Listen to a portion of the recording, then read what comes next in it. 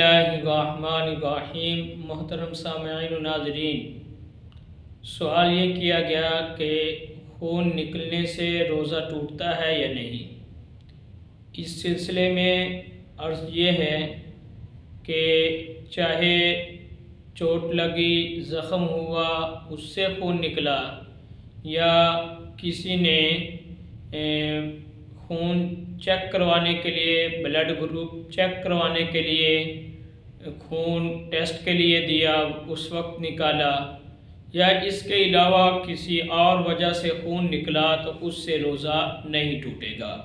क्योंकि ये निकलने की, जिस्म से बाहर निकलने का मामला है। जब जिस्म के अंदर कोई चीज़ दाखिल होती है तो उसके अंदर इस चीज़ को देखते हैं, और उसमें उसूल ये है कि कोई चीज़ अगर हल्क से नीचे उतरती है, या कोई ज़ख़म हुआ और डायरेक्ट मैदे के अंदर कोई चीज़ दाखिल की गई, या दिमाग के अंदर कोई चीज़ दाखिल हुई डायरेक्ट, तो फिर जो है उससे रोज़ा टूटता है। उसके अलावा इस तरह खून वगैरह निकलने से रोज़ा नहीं टूटेगा।